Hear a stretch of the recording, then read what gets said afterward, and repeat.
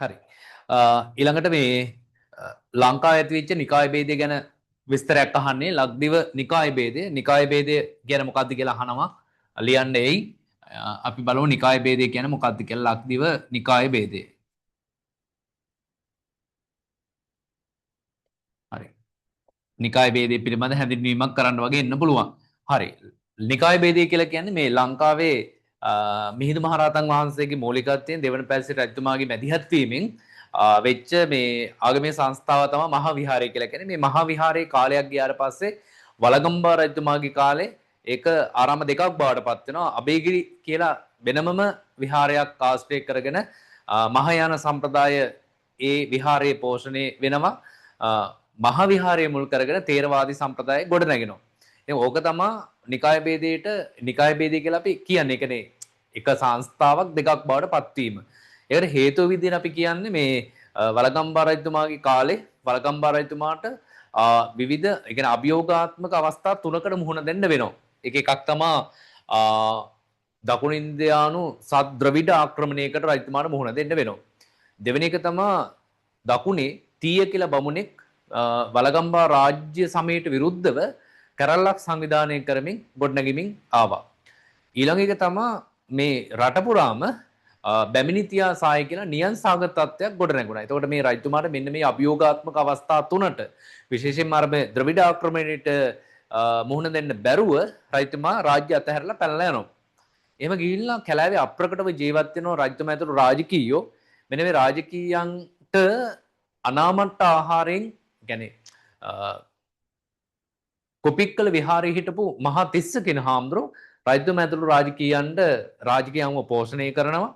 ඒ වගේම ආරක්ෂාව සපයනවා. ඒත් එක්කම විරසක වෙච්ච සේනාව සංවිධානය කරලා ඒ අය එක්ක අර ද්‍රවිඩයන් විරුද්ධව සටන් කරලා ලංකා රාජ්‍ය මුදව ගන්න උදව් කරනවා. ඒතර ඔය වගේ මහා බැරෑරුම් උපකාරයක් කරපු මහා තිස්ස තෙරුන්ට වලගම්බා රජතුමා රාජ්‍යත්වයට පත් වූ වහාම පෞද්ගලිකව ආරාමයක් පූජා කරනවා හදලා. ඒතර මේ පෞද්ගලික ආරාමයට අපි අබේගිරිය කියලා කියනවා. මේකට අබේගිරිය කියන හේතුව තමයි රජතුමාගේ නමේ අබේ කියලා කෑල්ලක් තියෙනවා. මෙන්න මේ කෑල්ලත් ඒ වගේම ගිරි කියන නිගණ්ඨයාගේ නිගණ්ඨාරාමයේ පිහිටපු තැන තමයි මේ පන්සල හදන්නේ. ඒ ගිරි කියන වචනයත් දෙක එකතු කරලා අබේගිරිය කියලා නම මේ විහාරයට තියලා තියෙනවා. මේක වැදගත්ම එක තමයි මේ ශාසන ඉතිහාසයේ දිහා බලද්දී ශාසනික වශයෙන් වෙන ඕනෑම දෙයක් පූජා කරලා තියෙන්නේ පොදුවේ. පෞද්ගලික පූජාවක් නැහැ. විශේෂයෙන්ම ආරාම ගත්තම අගත අනගත චතුදිස්ස සගස කියන්නේ ආවාවුද නාවාවුද සිව්දිසාම් වඩන භික්ෂුන්ට තමයි මේ ආරාම පහසුකම් තියෙන්නේ. අන්න ඒ වගේ තමයි ආරාමයක් පිළිගත්තේ. හැබැයි මේ ආරාමයේ පිළිගත්තේ පෞද්ගලිකව මේ හාමුදුරුවෝ විතරක් නිසා මේ හාමුදුරුවෝ මේ වෙනකොට මේ පදිංචි වෙලා හිටියේ නැත්තම් වාසය කළේ මහා විහාරයට අනුබද්ධ ආයතනයක නැත්නම් විහාරස්ථානයක තමයි හිටියේ. පෞද්ගලික පූජාවක් විදියට මේ තනිවම මේක බාර ගැනීමට මහා විහාරයේ භික්ෂුන් වහන්සේලා අතර විරෝධයක් කොට නැගිනවා.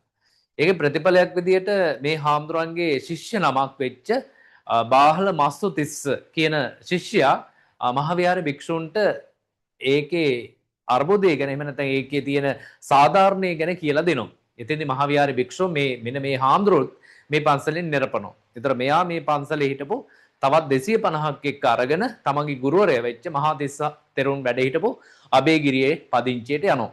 ඉතින් ඔහොම පදිංචියට ගිහිල්ලා ඒ දෙකක් විදිහට තිබුණාට එකම තේරවාදී සම්ප්‍රදාය දේවල් තමයි ගරු කළේ. හැබැයි මෙහෙම කාලයක් ගියාට පස්සේදී ඉන්දියාවෙන් විවිධ දර්ශනවාද ලංකාවට එනවා. උදාහරණ විදිහට වාජිරවාදය, නීලපට දර්ශනය, වෛතුල්‍යවාදය වගේ ආගමික දර්ශනවාද ඒ කියන්නේ තේරවාදයට විරුද්ධ ආගමික දර්ශනවාද එනවා.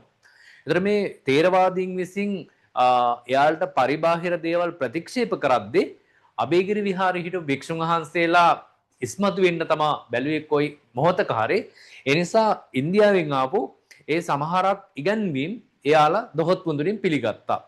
ඉතින් ওই විදිහට ඉන්දියාවේ ධර්මරුචි කියලා භික්ෂුවක්, ඒ කියන්නේ ධර්මරුචි නිකායට අයත් භික්ෂුවක් ලංකාවට එනවා. ධර්මරුචි කියලා. මෙන්න මේ ධර්මරුචි කියන භික්ෂුව අබේගිරියේ පදිංචියට තමයි ඉන්නේ. අර ඒ භික්ෂුව විසින් හඳුන්වලා දීපු නිකාය තමයි ධර්මරුචි නිකාය. ඒතර මේ අබේගිරි වාසී භික්ෂුන් වහන්සේලා තමන්ගේ ගුරුවරයා විදියට මේ ධර්මරුචි කියන භික්ෂුව තියාගෙන එයාගේ දර්ශනේ ධර්මරුචි සම්ප්‍රදාය මේක ධර්මරුචි සම්ප්‍රදායයි තියෙන්නේ මහායාන සම්ප්‍රදායට. අන්න ඒක ගුරු කොට ගනිමින් ඒකට ජීවත් වුණා කියලා කියනවා. ඔය විදිහට ලාංකික සමාජය තුළ එකම ආයතනයක් අවස්ථාවකදී දෙකට වෙලා වෙච්ච වෙනස්කමට නැත්නම් ඒ වෙච්ච පරිවර්තනයේ තමයි ලාංකික නිකාය ભેදය කියලා අපි කියන්නේ. පස්සේ මහසෙන් රජතුමා මූලික වෙලා ජේතවනාරාමයේ ගොඩනැගුණාට පස්සේදී ජේතවන නිකාය සාගලික කියන භික්ෂුවකගේ මූලිකත්වයෙන් එහිටපු භික්ෂුන්ගේ සම්ප්‍රදායක් ගොඩනගා ගත්ත සාගලික සම්ප්‍රදාය කියලා.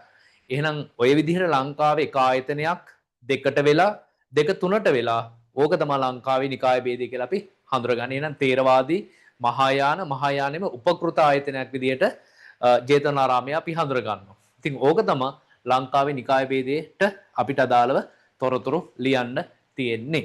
හරි. එහෙනම් අපි යනවා ඊළඟ එකට. ඊළඟ එක තමයි මේවා සාමාන්‍ය මේවත් දැන් රටවල් ගැන. ඔන්න ওই ටික තමයි වැදගත්ම දේවල් ටික වෙන්නේ. රටවල් ගැන ප්‍රශ්නයක් තමයි මෙතන තියෙන්නේ. හරි. දැන් බලමු අපි රටවල් ගැන කොහොමද මේකට අදාළව විස්තර ලියන්නේ කියලා. හරි. දැන් ඔන්න බලන්න පළවෙනි ප්‍රශ්නේ. පළවෙනි ඒ කියන්නේ රටවල් සම්බන්ධයෙන් ප්‍රශ්නයක් තියෙන්නේ. එතන මම රටවල් සම්බන්ධයෙන් මම මෙතන හතරක් දාලා තියෙනවා. ওই හතර ඔයාලා බලා ගන්න. පළවෙනි එක තමයි බුරුමේ අනුරුද්ධ රජුගේ නැත්නම් අනවරත රජතුමාගේ ශාසනික සේවාවක්. බුරුමේ හිටපු දැන් ලංකාවේ දෙවන පැවිදි රජතුමා වගේ බුරුමේ හිටපු බුදුදහමේ දිනුව වෙනින් වැඩ කරපු පාලකෙක් විදිහට තමයි අනුරුද්ධ රජතුමා අපි සලකන්නේ. බලන්න අනුරුද්ධ රජතුමා ගත්තම එයාගේ ශාසනික සේවාවන් අතර ප්‍රධානම ශාසනික සේවාව තමයි ඒ රටේ රාජ්‍ය ආගම බවට බුදුදහම පත් කරන්න කැපකිරීමක් කරා. ඒක ව්‍යවස්ථාවට පව ඇතුළත් කරලා තියෙනවා. මියන්මාරේ බුරුමේ කියලා කියන්නේ මියන්මාරේනේ. මියන්මාරේ රාජ්‍ය ආගම බෞද්ධ ආගම. එහෙනම් රාජ්‍ය පාලකයාත් අනිවාර්යයෙන්ම ලංකාවේ වගේම බෞද්ධයෙක් විය යුතුයි කියන සංකල්පේ ඒ රටේ ගොඩනැගිලා තියෙනවා. මේ අනුරුද්ධ රජු නැත්නම් අනවරත රජු නැත්නම් අනවුරත රජු බුදුදහම ඒ රටේ රාජ්‍ය ආගම බවට පත් කරන්න ව්‍යවස්ථාපිතමය වශයෙන් මැදිහත් වීමක් ඉටු කරලා තියෙනවා. ඒතකොට එයාගේ එක සේවාවක් විදිහට අපි මේක සලකනවා. දෙවැනි සේවාව තමයි අනුරුද්ධ රජතුමා රාජ්‍යයට පත් වෙන කාලේ බුරුමේ ඉඳලා තියෙනවා මේ අරිකින නිකායට අයත් සමන කුට්ටික කියලා භික්ෂු කණ්ඩායමක්. මේ අය මේ සාම්ප්‍රදායික භික්ෂු සම්ප්‍රදායට අයිති නැති අර භික්ෂු විරෝධීන් විදිහට වජ්ජිපුත්තකයෝ වගේ නිකන් විවිධ වැඩ කරපු බෞද්ධ භික්ෂූන්ගේ ප්‍රතිරූපයට හානි කරමින් වැඩ කරපු භික්ෂු කණ්ඩායමක් තමයි මේ අරිකින නිකායට සමන කුට්ටිකයන් කියලා කියන්නේ. එතකොට මේ රජතුමාට උපදේශකත්වයේ දෙන එක භික්ෂුවක් ඉන්නවා. ඒ භික්ෂුව තමයි ධම්මදස්සි තෙරුන්. අපි යාට අතිශ සිං අරහන්ත කියලා කියන්නේත් මේ හාමුදුරන්ට සිං අරහන්ත නැත්නම් ධම්මදස්ස කියන හාමුදුරන්ගේ උපදේශකත්වයේ මේ අනුරුද්ධ රජතුමාට හම්බ වෙනවා. උන්වහන්සේ කියනවා මෙන්න මේ භික්ෂුන්ගේ මෙන්න මේ වැඩ නිසා නොබෝ කලකින්ම භික්ෂු සංස්ථාවන් ටික විනාශ වෙන්න පුළුවන්. ඒ නිසා රජතුමා මේක සංගායනාවක් වගේ වල තේරෙන්නේ නැති මේ රජතුමා විශේෂ මැදිහත් වීමක් කළා අර ධම්මදස්සි හාමුදුරන්ගේ මූලිකත්වයෙන් අර අරි කියන නිකායට සමන කුට්ටිකයන් ඒ ප්‍රදේශයෙන් පළවා හරිනවා. එහෙම නැත්නම් ශාසනය නිරපා හැරීම සඳහා රජතුමා පූර්ණ රාජ්‍ය අනුග්‍රහය දෙනවා. එතකොට මේ රජතුමාගේ දෙවනි සේවාව විදියට සමන කුට්ටිකයන් ශාසනය නිරපා දමා ශාසනය පිරිසිදු කිරීමට ප්‍රමුඛ පෙළේ අනුග්‍රහය දැක්වීම අපිට මේකට අදාළ උත්තරය ඒ කියන්නේ මේකට අදාළව දක්වන්න පුළුවන්. හරි. මේ රජතුමාගේ මේ අගනුවර විදිහට අපි සලකන්නේ පගාන් නුවර නැත්නම් අරි මද්දන නුවර කියලා අපි මේකට කියනවා. පගාන් නුවර තමයි මෙයාගේ රාජධානිය පිහිටලා තිබ්බේ. හරි. ඊට පස්සේදී ඊළඟට මේ දැන් බුදුදහම දූෂිත තත්ත්වයට පත් වෙලා තිබ්බේ මේ කියන වැඩෙත් එක්ක ඒ නිසා රජතුමා මේ දූෂිත බවින් තොර ත්‍රිපිටකය ඒ කියන්නේ මේ බුරුම භාෂාවෙන් ලියවන්න අවශ්‍ය කරන භික්ෂුන් වහන්සේලා හොයාගෙන ඒකට අවශ්‍ය කරන ලේඛන හෙව්වා කොහෙද තියෙන්නේ කියලා. එතකොට රජතුමාට දැනගන්න ලැබුණා දකුණු බුරුමේ මේ තේරවාදී බුදුදහම සම්බන්ධයෙන් නිවැරදි පොත ලියවිච්ච පොත්පත් තියෙනවා. ඉතින් ඒ නිසා අනුරුද්ධ රජතුමා මේ දකුණු බුරුමේ හිටපු රජතුමාට එහෙම නැත්නම් මනෝහරි කියන රජතුමාට නැත්නම් අපි යාර කියන මොං රජතුමාට මනෝහරි රජතුමාට පණිවිඩයක් යවනවා ඒ ත්‍රිපිටක පොත් අපිට ලබා දෙන්න කියලා. ඉතින් අර මනෝහරි කියන රජතුමා මේ ත්‍රිපිටක පොත් සහ ධර්මදූතයන් වහන්සේලා උතුරු බුරුමේට එවන්න කැමති වෙන්නේ නැහැ. ඉතින් ඒ නිසා අනුරුද්ධ රජතුමා ඒ රට ආක්‍රමණය කරලා ඒ රටේ තිබිච්ච ත්‍රිපිටකය සහ ධර්ම ග්‍රන්ථ ලියන්න හැකියාව තියෙන භික්ෂුන් වහන්සේලා වගේම සර්වඥ ධාතුන් වහන්සේලා තමන්ගේ රටට වඩමවාගෙන ඇවිදින් නැත්නම් තමන්ගේ නගරයට වඩම්මවාගෙන ඇවිදින් තමන්ගේ ජනපදයට වඩම්මවාගෙන ඇවිදින් උන්වහන්සේලා ලවා සම්පූර්ණ ත්‍රිපිටකෙම බුරුම් භාෂාවෙන් ලියුවා කියලා කියනවා. ඒතර මේ බුරුම් භාෂාවෙන් මේ ත්‍රිපිටකය ලියද්දී අඩුපාඩු හදාගන්න අඩුපාඩුවට අවශ්‍ය කරන පොත් ලංකාවෙන් බුරුමයට රැගෙන ගියා කියලා කියනවා. ඒතර ඒ රජතුමාගේ තව සේවාවක් තමයි ත්‍රිපිටකයේ බුරුම් භාෂාවෙන් ලිවීමට අවශ්‍ය කරන වැඩපිළිවෙල සම්පාදනය කිරීම. හරි ඊළඟ වැඩේට අපි යනවා යාගේ එතුමාගේ ඊළඟ වැඩේ විදිහට අපි සලකන ශාසනික සේවාව විදිහට අපි සලකන්නේ ඊළඟ එක තමයි මේ අනුරුද්ධ රජතුමා තමන්ගේ නගරයේ කේන්ද්‍ර කරගෙන අපි කියනවා මේ දාගැබ් විශාල ප්‍රමාණයක් ගොඩනගලා තියෙනවා. අපි මේ දාගැබ් වලට බුරුම භාෂාවෙන් කියන්නේ පැගෝඩා කියලා. ඒ නිසා මේ රටටත් අපි කියන නම තමයි පැගෝඩා දේශේ නැත්නම් අපි තව කියනවා මියන්මාරේ තවත් දෙයක් කිව්වොත් බුරුමේ. හරි.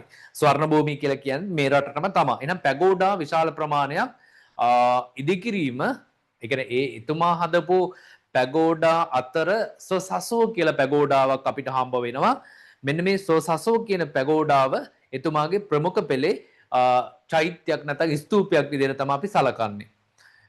ඒ වගේම අපිට තව හම්බ වෙනවා ස්වේදගෝන් කියන චෛත්‍ය, ඒ වගේම බූපයා කියන චෛත්‍ය, සොසසෝ චෛත්‍ය, බූපයා කියන චෛත්‍ය සහ ස්වේදගෝන් කියන චෛත්‍ය මෙතුමාගේ නිර්මාණ තුනක් විදිහට තමයි අපි සලකන්නේ. ඒතර ලෝක ප්‍රසිද්ධ ලෝක ප්‍රකට ස්වේදගොන් චෛත්‍ය නිර්මාතෘවරයා වෙන්නේ මේ බුරුමේ අනුරුද්ධ රජතුමා.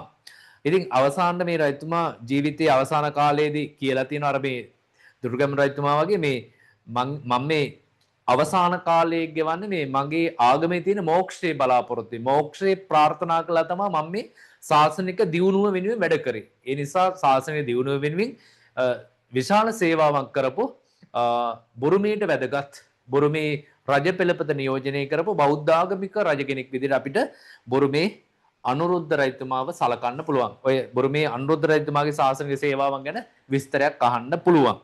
හරි. ඊළඟ ප්‍රශ්නේ තමයි බුරුම ශ්‍රී ලංකා ආගමික සම්බන්ධතා. බලන්න දැන් මම මේවා මේ පේපර් අධ්‍යයනය කළා තමයි මේ ප්‍රශ්න ටික හදලා තියෙන්නේ. ඒතකොට මේ පේපර් අධ්‍යයනයේදී මට ආපු අවසාන නිගමනය තමයි මෙන්න මේ රටවල් වලින් මෙන්න මේ ප්‍රශ්න හතරෙන් එකක් එයි කියන එක. අනිවාර්යයෙන්ම එයි. හරි. පළවෙනි තමයි බුරුම ශ්‍රී ලංකා ආගමික සම්බන්ධතා. අතරම බුරුම ශ්‍රී ලංකා ආගමික සම්බන්ධතා පවත්වන්නත් ඕන. මොකද මේ රටවල් දෙක තේරවාදී රටවල් දෙකක් නිසා. එහෙනම් මේ බුරුම ශ්‍රී ලංකා ආගමික සම්බන්ධතා කියනවා මේ උපසම්පදාවන් හෝමාරු කරගත් එක, ආගමික වශයෙන් සම්බන්ධතා ගොඩනගාගත් එක සහ ඔය ත්‍රිපිටකයේ හෝමාරු කරගත් එක ඔය වගේ දේවල් තමයි මේකට දාලා වෙන්නේ. හරි බලමු. පළවෙනිම අවස්ථාව අපිට හම්බ වෙනවා මෙන්න මේ වගේ අවස්ථාවක්. හරි. මම මේ අවස්ථා කිහිපේ ලියන්න මේ වගේ පළවෙනි එක අනුරුද්ධ රජු පළවෙනි එක අනුරුද්ධ රජු මේ ඇවිල්ලා බුරුමේ පාලකයා ඊට පස්සේ ලංකාවේ පළමු විජේබා රජු අන්න ඔය කාල සීමාවේ ලංකාවේ සහ බුරුමේ අතර සම්බන්ධතාවක් වෙනවා. බුරුමේ අනුරුද්ධ රජතුමා රාජ්‍ය කරන කාලේ ලංකාවේ පළවෙනි විජේබා රජතුමා රාජ්‍ය කරන කාලේ වෙච්ච එක සිදුවීමක් ගැන තමයි කියන්නේ. මොකද මේ සිදුවීම තමයි බුරුමේ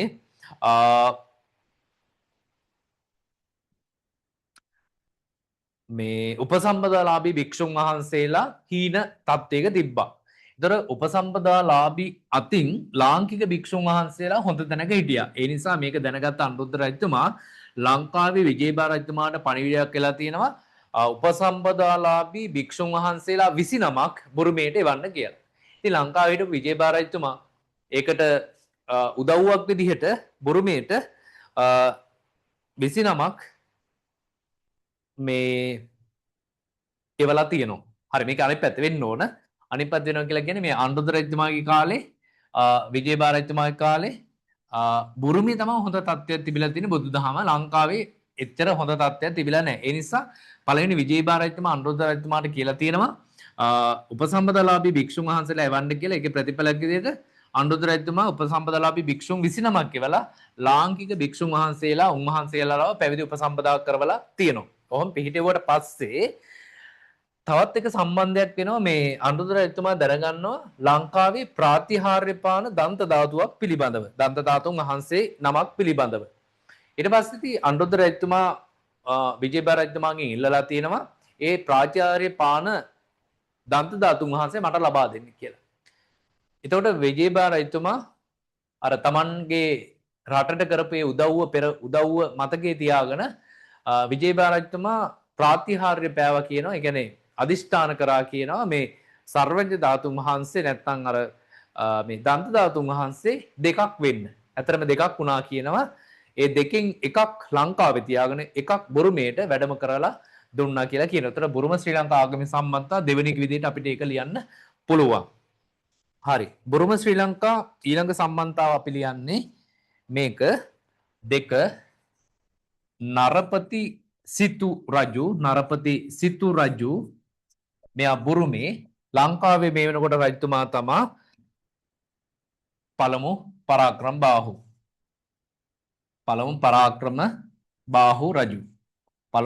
බාහු රජු. හරි. බුරුමේ නරපති සිතු රජතුමා රාජ්‍ය කරන කාලේ ලංකාවේ පළවෙනි පරාක්‍රම බාහු රජතුමා තමා රජ කරලා තියෙන්නේ. මේ කාලේ බුරුමෙන් එනවා භික්ෂුන් වහන්සේලා 3 නමක් ලංකාවට. කවුද මේ 3 නම? පළවෙනි එක්කෙනා උත්තර ජීව, දෙවෙනි එක්කෙනා චප්පට, තුන්වෙනි එක්කෙනා පන්තගු. හරි. මේ 3 දෙනා ලංකාවට වැඩම කරලා තිනවා මේ ඉගෙන ගන්න සහ ලාංකික ක්‍රමයට පැවිදි උපසම්පදා වෙන්න. ඒතර මේ 3 දෙනාගෙන් ඔය මුලින් ආපු මේ උත්තර ජීව සහ පන්තගු කියන දෙන්න අධ්‍යාපනය ලබාගෙන පැවිදි උපසම්පදා වෙලා ලාංකික ක්‍රමයට එයාලා බුරුමේට ගිහින් තියෙනවා. හැබැයි චප්පට හඳුරු ලංකාවේ නතර වෙලා අවුරුදු 10ක් පමණ ලංකාවේ ඉඳලා තියෙනවා. ඒතර මේ කාලේ බුරුමේ උපසම්පදාලාභී භික්ෂුන්ගේ පරිහානිය ඇති වෙලා තියෙනවා. ඒකේ ප්‍රතිඵලයක් විදියට මේ චප්පට හාමුදුරුව මේ බුරුමේට ගිහිල්ලා බුරුමේ හිටපු භික්ෂුන් වහන්සේලා ලාංකික ක්‍රමයට පැවිදි උපසම්පදා කරලා තියෙනවා. ඒ විදිහට උපසම්පදා කරපු ඒ උපසම්පදා ලාභීන්ට නැත්නම් ඒ විදිහට පිළිහිටපු නිකායට අපි කියනවා සීහල සංඝ නිකාය කියලා. ඒතර සීහල සංඝ නිකාය කියන්නේ මොකක්ද කියලා හැවොත් එම බුරුම භික්ෂුවක් බුරුමේදී පිළිහිටපු නිකායට තමයි සීහල සංඝ නිකාය කියලා කියන්නේ. ඒතර ඒ කට්ටිය අපි සීහල සංඝ කියලා තමයි හඳුරගන්නේ ලාංකික ක්‍රමයට පැවිදි උපසම්පදා කරපු නිසා. ඔන්න ඊළඟ සම්බන්ධේ නරපති සිතු රජතුමාගේ කාලේ පරාක්‍රම බාහු රජතුමාගේ කාලේ වෙච්ච මෙන්න මේ සිද්ධිය. හරි. ඊළඟ සිද්ධිය අපි ලියනවා තුන්වෙනි සිද්ධිය විදිහට අපි ලියන්න පුළුවන් මේ වගේ එකක්. අපි අර මේ ඒකට අර සීහල සංඝ නිකායත් කියන තවත් එක නමක් කියනවා මරම්ම නිකාය කියලා කියන්නේත් ඒකටම තමයි. හරි. ඊළඟට ධම්මචේතිය රජු. මේ තුන්වෙනි එක ධම්මචේතිය රජු කියලා කියන්නේ බුරුමේ හිටපු පාලකයෙක් ධම්මචේතිය රජු. එයා රාජ්‍ය කරන කාලේ ලංකාවේ පාලකයා තමයි 6 වන බෝවැනක බා රජු. 6 වන බෝවැනක බා රජු. 6 බෝවැනක බා රජු. බෝවැනක බා රජු. මෙන්න මේ කාලේ වෙච්ච තවත් ශාසනික වැදගත් සිද්ධියක් ගැන කියන්නේ. මේ සිද්ධිය තමයි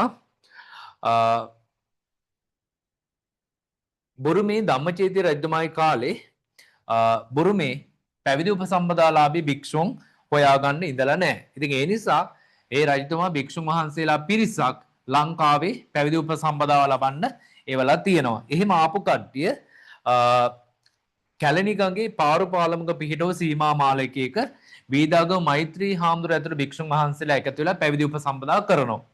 එතකොට ඒ විදිහට පැවිදි උපසම්පදා කරාට පස්සේදී ඒ අය බුරුමේට ගිහිල්ලා බුරුමේ නිකායක් පිහිටවනවා. අපි ඒකට කියනවා කල්යාණ වංශ නිකාය කියලා. කල්යාණ වංශ නිකාය කියන එක බුරුමේ ඒ උපසම්පදාලාභී භික්ෂුන් ගිහිල්ලා ඒ රටේ ඒ විදිහට පැවිදි උපසම්පදා කරනවා හිටපු භික්ෂුන් එකතු කරගෙන. ඒකට මේ රජවරු දෙන්නගේ සමීප සම්බන්ධයක් ගැන මෙතන කියන්නේ. හරි. ඊළඟ එක තමයි අපිට හම්බ වෙනවා ලංකාවේ බුදුදහම පිරිහිච්ච ප්‍රධාන අවස්ථා තුනක බුරුමින් උපසම්පදාලාභී භික්ෂුන් ගෙන්නගෙන ලංකාවේ පිහිටපු නිකායන් තුනක් ගැන තමයි අපිට මෙතන හම්බ වෙන්නේ. මොකද පළවෙනි නිකාය තමයි අමරපුර නිකාය. එහෙනම් ලංකාවේ බුද්ධහම පිරිහිච්ච කාල සීමාවක ලංකාවේ හිටියා අඹගහපිටියේ ඥාන විමල තිස්ස කියලා හාමුදුරුවෝ කෙනෙක්. මෙන්න මේ හාමුදුරුවෝ ඇතුළු භික්ෂුන් වහන්සේලා මුල් වෙලා ඒ කියන්නේ එයා ඇතුළු කට්ටිය තමයි මෙන්න මේ බුරුමේ අමරපුර දේශයෙන් උපසම්පදාලාභී භික්ෂුන් වහන්සේලා ලංකාවට වැඩමවාගෙන ඇවිල්ලා අන්න ඒ හාමුදුරුවෝ ඇතුළු භික්ෂුන් වහන්සේලා පැවිදි උපසම්පදා වෙමින් ලංකාවේ අමරපුර නිකායේ පිහිටුවා ගත්තා කියලා කියනවා. ඊට පස්සේ තවත් කාලයක කතලුවේ ගුණරතන කියන හාමුදුරුවෝ කෙනෙක් එයත් ලංකාවේ හිටපු හාමුදුරුවෝ කෙනෙක්. එයාලත් ලංකාවේ පැවිදි උපසම්පදාව පිරිහෙච්ච කාල සීමාවක කොහෙන්ද බුරුමින් අමරපුර දේශයෙන් අර ප්‍රදේශයෙන්මයි අමරපුර දේශයෙන් කියන්නේ බුරුමේ අමරපුර දේශයෙන් පැවිදි භික්ෂුන් වහන්සේලා පිරිසක් ගෙන්වාගෙන ඔය මං කියපු කතලුවේ ගුණරතන කියන හාමුදුරුවෝ ඇතුළු සාමණේරවරු පිරිසක් පැවිදි උපසම්පදා වෙමින් ලංකාවේ අමරපුර කල්යාණ වංශනිකාය කියන එක පිහිටුවා ගත්තා කියලා කියනවා. ඊට පස්සේ ලංකාවේ හිටපු අඹගහවත්තේ සරණංකර කියන හාමුදුරුවෝ ඉගෙන එයා සාමණේර භික්ෂුවක්.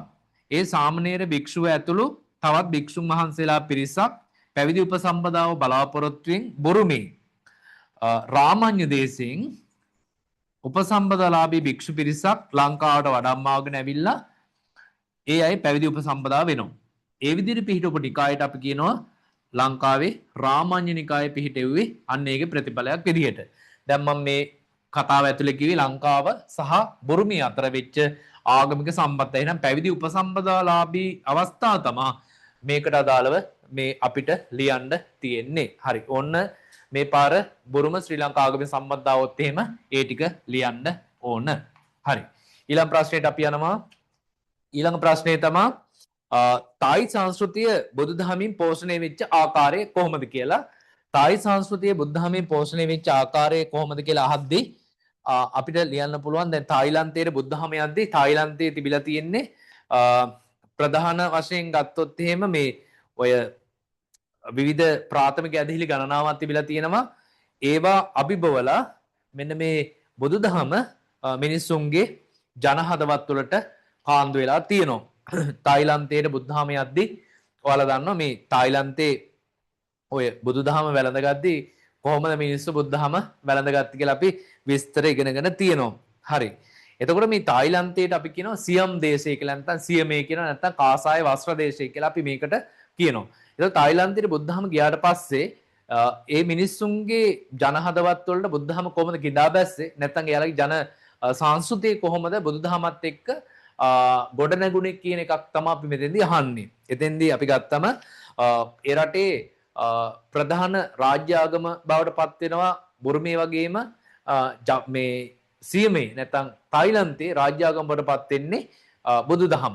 ඉතින් ඒ නිසා මේකේ තියෙන විශේෂත්වය තමයි සියලුම රටේ පිහිටි සියලුම පන්සල් නඩත්තු කිරීමේ වැඩේ පැවරලා තිබ්බේ පවතින රජයට. පවතින රජයෙන් තමයි පන්සලේ සියලු නඩත්තු කටයුතු සිදු වුණේ. ඒ විතරක් නෙමෙයි. පන්සලේ සියලු ආගමික උත්සව වලට අවශ්‍ය කරන මුදල් ලබා දීමත් රජයේ වැඩක් විදිහට තියෙනවා. දැන් ලංකාවේ නම් දායකයෝනේ දෙන්නේ. හැබැයි මේ රටේ රජයේ වැඩක් විදිහට ඒක දෙනවා.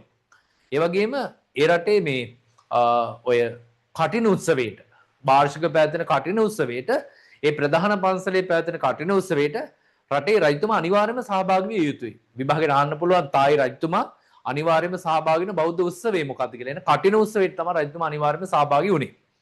ඒ වගේම මේ ඒ රටේ සංඝ සංස්ථාවේ ප්‍රධානියා තමයි සංඝරාජයන් වහන්සේ. සංඝරාජයන් වහන්සේ අපේ මහා නායක හාමුදුරුවෝ වගේ සංඝරාජයන් වහන්සේ තමයි ප්‍රධානියා. මේ සංඝරාජයන් වහන්සේ පත් කිරීමේ බලය තිබෙත් ඒ රටේ රජතුමාට. ඒක තමයි වැදගත්ම. ඒ රටේ රජතුමා තමයි සංඝරාජයන් වහන්සේ පත් කරේ. එතකොට රජ කෙනෙක්ට තිබිච්ච බලයට හා සමාන බලයක් මේ සංඝරාජයන් වහන්සේ තියෙනවා. එතකොට සංඝරාජයන් වහන්සේගේ විධානත් රජතුමාගේ විධානත් දෙකම දෙකක් නෙමෙයි එකක්. එහෙනම් ඒ දෙන්නට තමයි මේ බලය තිබ්බේ. ඒතර ආගමික සංස්ථාවේ ප්‍රධානියා සංඝරාජයන් වහන්සේ, රාජ්‍ය පාලනයේ ප්‍රධානියා රජු විදියට හිටියා. ඒතර මේ රජු විසින් තමයි මේ සංඝරාජයන් වහන්සේ පත් කළේ. ඊළඟට වැදගත්ම එක තමයි මේ රටේ තිබ්බ මේ ගිහි පිරිමි අයෙක්ට පැවිද්ද අනිවාර්ය කළා තිබේ. ඒ කියන්නේ පැවිද්ද ප්‍රධාන කොටස් දෙකකට බෙදෙනවා. එකක් තමයි తాවකාලික පැවිද්ද, ඊළඟ එක දීර්ඝ කාලීන පැවිද්ද. తాවකාලික පැවිද්ද අනිවාර්ය මාස 6ක් වගේ කාලයක් පැවිදි වෙලා ඉන්න ඕන. මේ පැවිද්දට හැම පිරිමි කෙනෙක්ම යටත් වුණා. මේකෙදි මේ පැවිද්ද කියන එකේ පස්සේ උපවැදි වෙන එක උත්සවස්ත්‍රියෙන් වුණා. ඒකෙදි සහතිකයක් හම්බ වෙනවා. පැවිදි සහතිකය.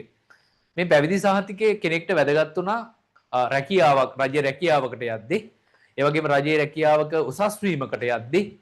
ඒ වගේම විශේෂයෙන්ම විවාහයකදී වගේ මේක වැදගත් සාධකයක් වුණා පැවිදි වෙලා හිටියා කියන එක. එතකොට ඒ නිසා తాවකාලික පැවිද්ද සහ දීර්ඝකාලික පැවිද්දට ඒ රටේ පිරිමි අය යටත් වුණා. ඊළඟට මේ තායි භික්ෂුවයි තායි ජනතාවයි අතර තියෙන්නේ ඊටාම සමීප සම්බන්ධයක්. මොකද ඒ රටේ හැමදාම උදෑසනට පිණ්ඩපාත යන එක අනිවාර්ය අංගයක්. ඒ නිසා පිණ්ඩපාතේ දෙන්න මිනිස්සු සැදී පැහැදී හිටියා. ඒ වගේම තමන්ගේ පොදු ගැටලු වලදී බෞද්ධ භික්ෂුව තමා තමන්ගේ තීරකයා නැත්නම් ගැලවුම්කාරයා තවත් විදිහක විනිශ්චයකාරයා බවට පත් කරගත්තේ. පන්සල් පාසල් මගින් අධ්‍යාපනය ලැබුණා. ආයුර්වේද මධ්‍යස්ථාන, සංස්කෘතික මධ්‍යස්ථාන, ළමා නිවාස, වැඩිහිටි නිවාස, විශේෂයෙන්ම ආදාන උත්සව වගේ දේවල්, විවාහයන් වගේ දේවල් උනේ පන්සල මූලික කර. පන්සලේ තමයි උනේ. පන්සල් භූමියේ. ඒතර මිනිස්සුන්ගේ ජීවිතයේ වැදගත් අවස්ථාවලදී හොඳම තැන විදිහට තෝරගත්තේ පන්සල. සුබ අසුබ හැම අවස්ථාවකදීම. හරි ඊළඟට අපිට හම්බ වෙන මේ තායි වැසියන්ගේ මේ කරේ බුද්ධ පින්තූරයක් ඇතුළු මේ මාලයක් තියෙන. ඒක හැම පිරිමියෙක්ගෙම මේ බුදු රූපයක් තියෙන මාලයක් පළඳගෙන ඉන්නවා. ඒතකොට ඒ කට්ටිය මේ බුදුදහමට තමන්ගේ ජීවිතය වගේ තිබ්බා. ජීවිතයයි බුදුදහමයි දෙකක් නෙමෙයි එකක් වගේ කට්ටිය වැඩ කරා. හරි. ඊට පස්සේ අපිට හම් වෙනවා මේ pāli භාෂාව ඉගෙනීම අනිවාර්ය කරලා තිබා මේ රටේ අයට. pāli භාෂාව ඉගෙනීම අනිවාර්යයි. පාසල් මගින් තමයි මේ pāli භාෂාව ඉගෙන ගත්තේ. විශේෂයෙන්ම ත්‍රිපිටකය සජ්ජායනය කරන එක. එයාගේ පොදු වැඩක් වෙදෙන එක. ඒක නිකන් අනිවාර්ය වැඩක්. නිකන් ඒක දවසකට වතාවක් සතියකට වතාවක් වෙන චාරිත්‍රයක් වගේ ක්‍රියාත්මක වුණා. ඊට අමතරව අපිට හම්බ වෙනවා මෙන්න මේ වගේම මේ මොකද භාවනාව කියන එක ඒ කට්ටිය ජීවිතේ ප්‍රගුණ කරපු එකක්. භාවනාවට ඒ කට්ටිය විශේෂ අවස්ථාවක් තිබ්බා. ඒ වගේම බුද්ධ වන්දනාව දවසකට දෙවතාවක් කරලා තියෙන ඒ වෙනුවෙන් වෙනම බුදු කුටි හදලා තිබ්බා. ඒ වගේ බුද්ධ පූජාව පැවැත්වුවා. මල් පහන් පූජා කරා. ඔය වගේ දේවල් ටිකක් වුණා. ඒතර තායිලන්තයේ තියෙන මේ විහාරස්ථාන අපි හඳුන්වන්නේ වට කියන නමින්. ඒ වගේ බැංකොක් නුවර, තායිලන්තයේ අගනුවර බැංකොක් නුවර ඒ වගේ වට 200කට වඩා වැඩි ප්‍රමාණයක් තියෙනවා. ඒ අතර පන්සල් විදිහට නෙමෙයි සංස්කෘතික මධ්‍යස්ථාන විදිහට, ආගමික මධ්‍යස්ථාන විදිහට, ඒ වගේම ආයුර්වේද මධ්‍යස්ථානද පාසල් විදිහට බහු සංස්කෘතික මධ්‍යස්ථාන විදිහට ඒවා ක්‍රියාත්මක වුණා. එතකොට මේ තායිලන්තයේ බුද්ධහම ගියාට පස්සේ ජන හදවත් වලට සමීප වෙච්ච බුදුදහම ගැන විස්තරයක් අහන්න පුළුවන්. ඒකට දාලා ওই ටික විස්තර කරලා ලිව්වොත් ඔයාලට ලකුණු උපරිමින්ම ලැබෙයි. හරි. ඊළඟ එකට අපි යනවා. ඊළඟ එක තමයි තායි ශ්‍රී ලංකා ආගමික සබඳතා. තායි ශ්‍රී ලංකා ආගමික සබඳතා මොනවද කියලා අහන්නේ. තායිලන්තයේ සහ ශ්‍රී ලංකාව අතර මේකත් අර මේ පැවිදි උපසම්පදා ක්‍රම වගේම එකක් තමයි. තායි ශ්‍රී ලංකා ආගමික සම්බන්ධතා ගැන අපිට විස්තරයක් අහන්න පුළුවන්. අපි බලමු තායි ශ්‍රී ලංකාව තායිලන්තයේ සහ ශ්‍රී ලංකාව අතර ඇති වෙච්ච සම්බන්ධතා කොහොමද කියලා. හරි. පළවෙනි එක රොචරාජ රජු. රොචරාජ රජු. මේ රොචරාජ රජතුමා තායිලන්තයේ හිටපු පාලකයෙක්. ඒ රජතුමා ඒ රටේ පාලනය කරනකොට ලංකාවේ පාලකයා තමයි පළවෙනි පරාක්‍රම බාහු රජු. පරාක්‍රම බාහු රජු. හරි. මේ දෙන්න රාජ්‍ය කරන කාලේ වෙච්ච දෙරට අතර වෙච්ච සම්බන්ධයක් ගැන තමයි කියන්නේ. මොකද්ද මේ සම්බන්ධය? මේ කවුද රොචරාජ රජතුමාට කාලයක් ඉදදී දැනගන්න ලැබිලා තිනවා ලංකාවේ ප්‍රාතිහාර්ය පාන අద్භූත බුද්ධ ප්‍රතිමාවක් ගැන. එතකොට මේ බුද්ධ ප්‍රතිමාව ගැන දැනගෙන රජතුමාට උවමනා වෙන ලංකාවෙන් මේ බුද්ධ ප්‍රතිමාව තායිලන්තයට ගෙන්න ගන්න. ඉතින් ඒ නිසා රජතුමා කරන උපක්‍රමයක් විදියට සුදම්ම නගරයට ගිහිල්ලා ඒ සුදම්ම නගරයේ හිටපු රජතුමාගේ පුතා ඇතුළු රාජකීය දූත පිරිසක් නැවක නංවලා ලංකාවට වෙලා තියෙනවා. ඉතින් රොචරාජ රජතුමා සහ ලංකාවේ හිටපු පළවෙනි පරාක්‍රම බාහු රජතුමා අතර සම්බන්ධයක් තියෙන්න ඇති. ඉතින් මේ දෙන්න මේ පරාක්‍රම බාහු රජතුමා ඒ රාජකීය දූත පිරිසට ඒ බුද්ධ ප්‍රතිමාව සහ තවත් ත්‍රිපිටක ග්‍රන්ථ ඇතුළු ග්‍රන්ථ ටිකකුත් දීලා සර්වඥ ධාතුන් එහෙම දීලා පිටත් කළා යවලා තියෙනවා. එහෙම පිටත් වෙලා ගියපු අය අතරමඟදී කියන්නේ මුහුදේදී ඒ නැව විනාශ වෙනවා කුසලික නාටකට අහු වෙලා. හැබැයි අර මේ පුදුමයකට වගේ අර ඒ බුද්ධ ප්‍රතිමාව ලෑල්ලක ලීයක උඩ හිටලා ඒ තායිලන්තේ ප්‍රදේශයක වෙරළකට ගොඩක් බැහැලා තියෙනවා. ඉතින් රජතුමාට මේ පණිවිඩය දැනගෙන ලැබිලා ඒ ලංකාවෙන් ලැබිච්ච අද්භූත බුද්ධ ප්‍රතිමාව කියලා විශ්වාස කළා. ඒක තැම්පත් කරලා විහාරයක් හැදුවා කියලා අපිට විස්තරයක් හම්බ වෙනවා. එතකොට ඒක ඒ ප්‍රාතිහාර්යපාන බුද්ධ ප්‍රතිමාවට නම් කළා තියෙන සීහල පටිමා කියලා. සිංහලෙන් ලැබුණු ප්‍රතිමාව කියලා තමයි ඒකට කියන්නේ. සීහල පටිමා කියන ප්‍රතිමාව අදට බැංකොක් කෞතුකාගාරයේ තැන්පත් කරලා තියෙනවා කියලා තමයි අපි විශ්වාස කරන්නේ. හරි. ඊළඟ සම්බන්ධය අපිට හම්බ වෙන්නේ ධර්මරාජ රජු. ධර්මරාජ රජු කියලා කියන්නේ බුරුමේ හිටපු එක රජ කෙනෙක්. ධර්මරාජ රජු. හරි. මෙතෙන්දී ලංකාවේ රජ කෙනෙක් නෙමෙයි සම්බන්ධ වෙන්නේ. මෙතෙන්දී සම්බන්ධ වෙන්නේ උදුම්බර සාමි. උදුම්බර සාමි නැත්තම් දිබුලාගල හාමුදුරුවෝ කියන මෙන්න මේ හාමුදුරුවෝ තමයි මේකට සම්බන්ධ වෙන්නේ. මේ හාමුදුරුවෝ හොඳට බණ දහම් දන්න භික්ෂුවක්. මේ හාමුදුරුවන්ගේ වැඩමවා ගැනීම නැත්නම් ඒ රටට වඩම්වාගෙන අවදින් උන්වහන්සේලාව ධර්ම ප්‍රචාරය කරවීමේ අවශ්‍යතාව ධර්මරාජ කියන මෙන්න මේ රජතුමාට තිබිලා තියෙනවා. ඉතින් ඒකේ ප්‍රතිඵලයක් විදියට මේ උදුම්බර සාමි කියන උන්වහන්සේ සුකෝදේට තමයි වැඩම කරලා තියෙන්නේ. සුකෝදේ කියලා කියන්නේ මේ රජතුමාගේ අගනුවරට වැඩම කරලා එහි ධර්ම ප්‍රචාරක සේවාවන් කරමින් ශාසනික වශයෙන් වැදගත් වෙන පිළිවෙත් රැක්කා කියලා අපිට විස්තරයක් හම්බ වෙනවා. හරි. එතකොට මේ උදුම්බර සාමි යටතේ තායිලන්තයේ භික්ෂුන් වහන්සේලා ඔය සුමන කියන භික්ෂුන් වහන්සේ පැවිදි උපසම්පදා ලැබුවා කියන සාමි යටතේ සුමන කියන හාමුදුරුවයාගේ නම. හරි. ඊළඟ අපිට හම්බ වෙන ඊළඟ රජතුමා තමයි කවුද? ලිදයිය රජතුමා. ලිදයිය රජු. ලිදයිය කියන රජතුමා. යා මේ කොයිද තායිලන්තයේ රජ කෙනෙක්. ලිදයිය රජතුමා මෙතෙන්ට සම්බන්ධ වෙන උදුම්බර සාමි කියන කෙනාමයි. උදුම්බර සාමි දිබුලාගල හාමුදුරුවෝ කියන කෙනා. එතකොට මේ උදුම්බර සාමි ලවා ලිදයිය රජතුමා තමන්ගේ නගරේ අපි එයාගේ නගරේ තමයි නම්බසී නුවර. මෙයාගේ නගරේ තමයි සුකෝදය. මෙයාගේ නගරේ තමයි නම්බසී නුවර ධර්ම ප්‍රචාරක සේවාවක් මේ උදුම්බර සාමි කියන භික්ෂුව ලවා කරවා ගනිමින් මෙන්න මේ ප්‍රදේශයටත් ධර්ම ප්‍රචාරක සේවාවක්. එතකොට මේ ලාංකික භික්ෂුවක්. මෙයත් ලාංකික භික්ෂුවක්. හරි. කරගත්තා කියලා අපිට විස්තර හම්බ වෙනවා. හරි. ඊළඟට අපිට හම්බ වෙන ඊළඟ අවස්ථාව තමයි හතරවෙනි එක සිරිධම්ම රජු. සිරිධම්ම රජු කියන්නේ බොරු මේ තායිලන්තයේ රජ කෙනෙක්. සිරිධම්ම රජු ලංකාවේ දෙවන පරාක්‍රම බාහු රජු. තායිලන්තයේ සිරිධම්ම රජතුමා රාජ්‍ය කරන කාලේ ලංකාවේ දෙවන පරාක්‍රම බාහු රජතුමා තමයි ඉඳලා තියෙන්නේ. ඒතර මේ කාලේ වෙච්ච එක කතාවක් ගැන තමයි කියන්නේ. මොකද මේ කාලේ උනේ තායිලන්තයේ ඉඳලා තියෙන තම්බ රට්ට කියන ප්‍රදේශයේ තායිලන්තයේ තම්බ රට්ට කියන ප්‍රදේශයේ ඉඳලා තියෙන භික්ෂුවක්. එයා තමයි ධම්මරක්කිත කියන හාමුදුරුවෝ. ඒතර මේ හාමුදුරුවෝ ලංකාවට වැඩමවන ලෙසට ආරාධනාවක් කළා තියෙන. කියන්නේ මේ තම්බ රටේ ඉඳලා තියෙන ධම්මරක්කිත කියලා හාමුදුරුවෝ කෙනෙක් උන්වහන්සේ ලංකාවට වැඩමවා ගන්න පරාක්‍රම බාහු රජතුමාට උවමනා වෙලා තියෙනවා. ඒකේ ප්‍රතිඵලයක් විදිහට උන්වහන්සේ ලංකාවට වැඩමවලා ඇවිල්ලා මෙරට භික්ෂුන් වහන්සේලා උපසම්පදාව අහිමි වෙලා හිටපු භික්ෂුන් වහන්සේලා උපසම්පදා කරමින් ලාංකික උපසම්පදාලාභී භික්ෂුන්ගේ පැවැත්ම තහවුරු කරා කියලා අපිට විස්තරයක් හම්බ වෙනවා. හරි. වැදගත්ම එක තමයි මෙන්න මේක පස්වෙනි එක ධාර්මික රජු. ධාර්මික රජු කියන්නේ තායිලන්තයේ රජ කෙනෙක්. ලංකාවේ කවුද? කීර්ති ශ්‍රී රාජසිංහ රජු.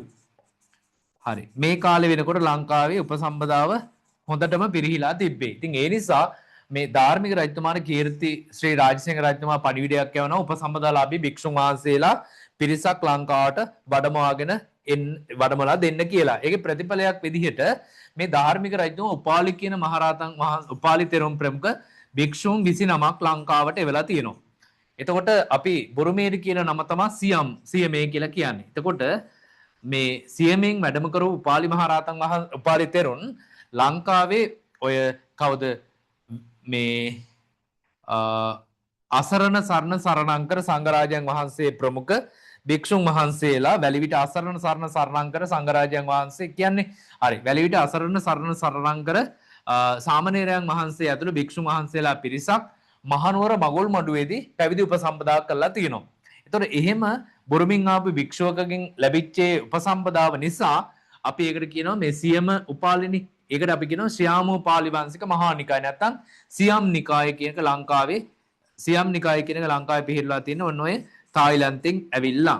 ඒතකොට ඔය ටික තමයි තායි ශ්‍රී ලංකා ආගමික සම්බන්ධතාවට අදාළ කරුණු ටික වෙන්නේ. ඕක આવොත් ඔයාලා අනිවාර්යයෙන්ම ලියලා ලකුණක් ගන්න. මොකද ගොඩක් ළමයි ඕක අතාරින ඔය රටවල් කියන පාඩම.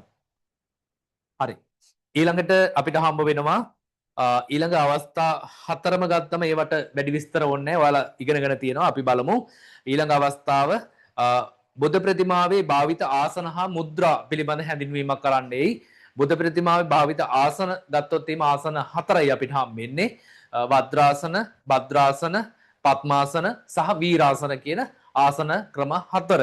ඒතර බුද්ධ ප්‍රතිමාවක ආසනයක් කියලා කියන්නේ අපි ආසනයක් කියලා හඳුනගන්නේ මේ හිඳ ගැනීම නෙමෙයි. හිඳගෙන ඉන්න ඉරියව්වට තමයි අපි ආසනයක් කියලා කියන්නේ. හිඳ ගැනීමේ ඉරියව්වටයි අපි ආසනයක් කියලා කියන්නේ. ඒ වගේ අර හිඳ ගැනීමේ ස්වરૂප ඉන්දියාවේ නම් හිඳ ගැනීමේ ස්වરૂප විශාල 8ක් විතර තිබ්බ කියලා මම අහලා තියෙනවා. නමුත් බුද්ධ ප්‍රතිමාවල අපිට ප්‍රධාන වශයෙන් හඳුන ගන්න පුළුවන් හිඳ ගැනීමේ ස්වરૂප 4යි. එතකොට පద్මාසනයක් කියලා කියන්නේ නෙළුම් මලක ආකාරයට දෙපා පිහිටලා තියෙන විදිය. එතකොට ඒකට දාලා උදාහරණ අපිට ගන්න පුළුවන් බුද්ධ ප්‍රතිමා ලංකාවේ විරලයි. නමුත් ඉන්දියාව බුරුමිය වගේ රටවලින් මේකට අදාළ බුද්ධ ප්‍රතිමා හොයාගන්න පුළුවන්. වීරාසනය කියලා කියන්නේ කියන්නේ වීරවන්තව ඉන්න ස්වරූපය වගේ. මේකට අදාළ උදාහරණ තමයි තොලවිල සමාධි බුද්ධ ප්‍රතිමාව, මහමෙවුනා සමාධි බුද්ධ ප්‍රතිමාව, ගල් විහාර සමාධි බුද්ධ ප්‍රතිමාව. ඒ වගේ ලංකාවේ බුද්ධ ප්‍රතිමාවල බහුලව දකින්න පුළුවන් ආසන ක්‍රමය තමයි මෙන්න මේ වීරාසන ක්‍රමය කියලා කියන්නේ. ඒක අහන්න පුළුවන් විභාගෙට. භද්‍රාසනය කියලා කියන්නේ යහපත් වූ සුබ වූ ආසනයයි භද්‍රාසනය යහපත් ආසනය. ඒතර සුවසේ ඉන්න ස්වરૂපය තමයි මේකෙන් දක්වන්නේ. මේක ඇත්තටම අර මේ අනිත් බුද්ධ ප්‍රතිමා වලට වඩා මේ උස් ආසනයක ඉඳගෙන දෙපා පහළට පිහිටවන විදිහට තමයි ඉන්නේ. ඒතර මේකට අදාළ උදාහරණයක් අපිට හම් වෙන අම්බලන්තොට රිදී විහාරේ බුද්ධ ප්‍රතිමාව අපිට මේකට දක්වන්න පුළුවන්. වජ්‍රාසනය කියලා කියන්නේ මේ සාමාන්‍ය තවත් ඉඳගෙන ඉන්න ඉරියව්වක් බුදුහාමරන්ගේ මේ කියන්නේ ආසනේ වගේ අපි ඒකට කියන්නේ වජ්‍රාසනය කියලා. ඒතකොට මේ ඉන්න ඉරියව්වට අනුව ඒ කියන්නේ බුදුහාමර සාමාන්‍යයෙන් වැඩ හිටපු ඉරියව්ව වගේ අපි ඒකට කියනවා. එහෙම ඉඳගෙන හිටපු ඉරියව්වටයි අපි කියන්නේ බොළොන්නරු ගල් විහාරයේ හිඳි පිළිමේ මේකට අදාළ කරගන්න පුළුවන්. ලංකාවේ භාවිත මුද්‍රා අපිට 6ක් හම්බ වෙනවා. ධ්‍යාන මුද්‍රාව පළවෙනි එක. ධ්‍යාන මුද්‍රාව කියලා කියන්නේ මේ සමාධිසුවයෙන් වැඩ ඉන්න ස්වરૂපය. ඒතර මේ මුද්‍රාවක් කියලා කියන්නේ අත්වල පිහිටීම. ඒතර ඒකෙන් කිසියම් සංඥාවක් දෙනවා.